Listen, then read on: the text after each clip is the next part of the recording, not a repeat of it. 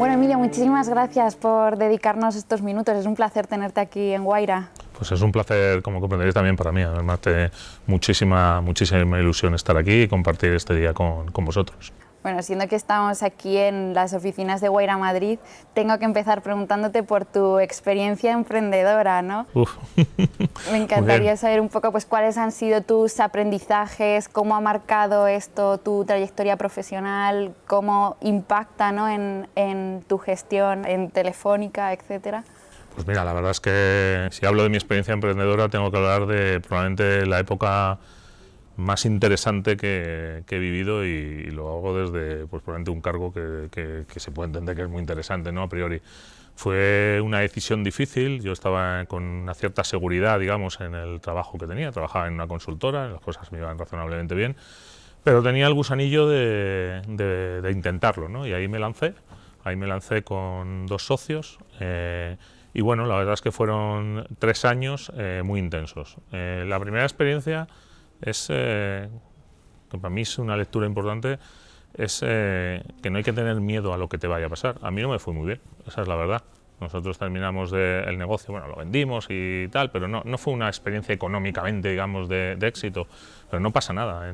Cuando te metes en una aventura de esos, el camino, el hacerlo, es el primer aprendizaje y lo primero que tienes que buscar como objetivo, el intentarlo. Por supuesto, tiene que ser para conseguir un éxito, si es posible, y eso tiene que ser la intención. Pero en sí mismo el camino es muy atractivo y interesante. Lo segundo, te diría que te quita muchos miedos en la vida profesional, porque asumes tantos riesgos muy en solitario, a pesar de que tengas algún socio, muy en solitario, sin muchas ayudas de vamos a hacer reuniones como ahora, pues ahora en Telefónica, cuando tengo un problema, cuento con un equipazo, los reúnes y te sientes arropado en una decisión de riesgo. Pues allí te sentías más solo y la verdad es que era difícil.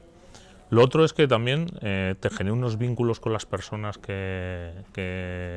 las que montas esto. Bueno, hay experiencias negativas para mucha gente seguro, pero luego en mi caso, al final de los 3 socios uno salió por unos temas personales, familiares, pero los 2 que nos quedamos, pues entramos siendo socio de negocio y hoy para mí es mi familia, soy el padrino de su hija, etcétera, es decir, que es mi familia. Y luego, si quieres ya más en el terreno profesional más evidente, yo puedo decir que salí siendo mucho mejor profesional. Sabía equilibrar mejor las dudas, entendía las dificultades, pero también las ponía en su lógica y yo creo que la visión esa depende de ti las cosas, tienes que poner un foco, nadie te va a solucionar lo que tú no has solucionado, pues te hace un mejor profesional.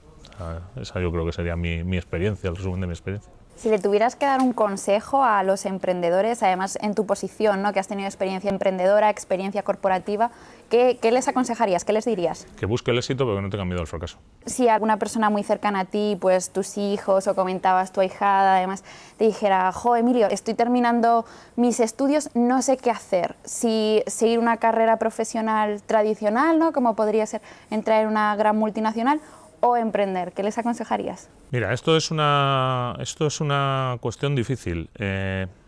Para serte sincero, la mera pregunta ya me hace generar desconfianza sobre el que vaya a emprender, en el sentido de que el emprendedor tiene que estar convencido que lo va a hacer.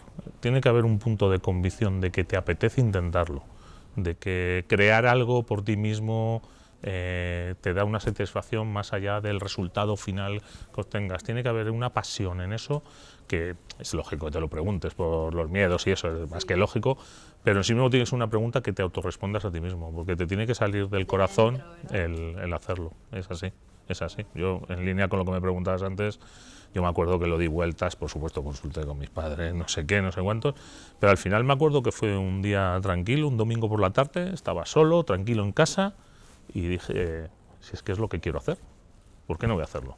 Y ahí fue la decisión, y es lo que tiene que pensar cada una de las personas que esté pensando en hacerlo.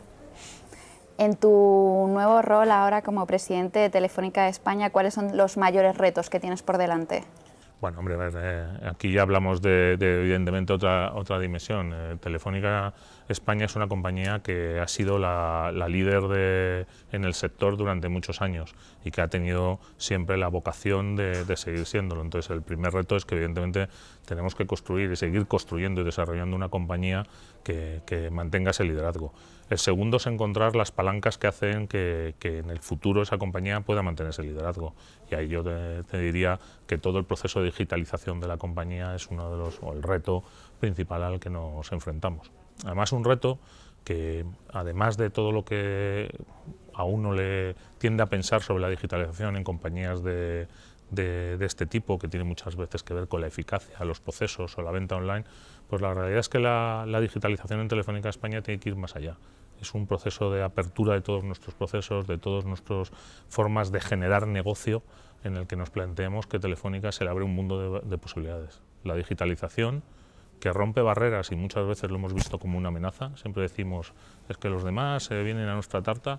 La digitalización rompe barreras de los demás y también nos abre posibilidades a nosotros. Y tenemos que tener ese foco en generar negocio a través de ese cambio, de ese proceso de cambio, y quizá ese, si quieres, es, yo te diría que el mayor reto. Por supuesto, luego están los retos financieros, etcétera, etcétera, etcétera, que la compañía, por supuesto, son prioritarios de cara a su sostenibilidad futuro, ¿no?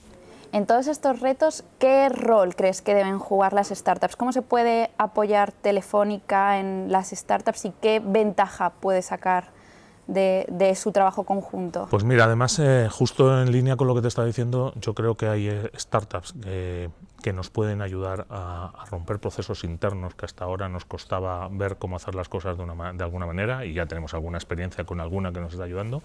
Y luego las startups nos pueden ayudar precisamente a entender que hay un montón de oportunidades y que somos capaces, haciendo las cosas ligeramente de otra manera o cambiando en cierto sentido, de aprovecharlas. Es decir, al final una startup lo que hace es eso, es encontrar un hueco de oportunidad, tener un desarrollo rápido, romper el ecosistema que a lo mejor había hasta ese momento para entrar ellos con una propuesta distinta. Y eso, en el fondo, es lo que tiene que hacer Telefónica a través de ese proceso de digitalización, y las startups son un camino, que no, o más que un camino, los posibles socios, posibles colaboradores que nos ayudan a ir rompiendo esas microbarreras que encontramos en entrar en esos negocios, en esos cambios en los procesos.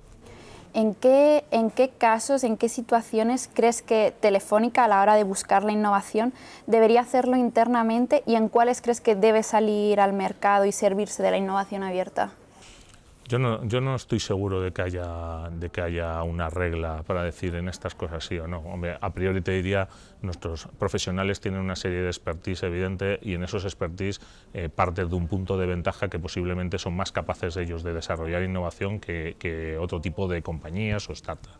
Y en aquellas donde las tecnologías, digamos, son más nuevas para todos, pues evidentemente deberíamos apoyarnos más en la innovación abierta. Ahora bien, esta regla se rompe seguro en el primer ejemplo, es decir, no creo que haya un encasillamiento exacto, pero bueno, si quieres... Bueno, a nosotros nos gusta decir, ¿no?, que las reglas no están escritas, es así, entonces... Es así, pues en esto yo creo que claramente tampoco lo están. Yo creo que nos podemos apoyar en la innovación en todo lo que hacemos.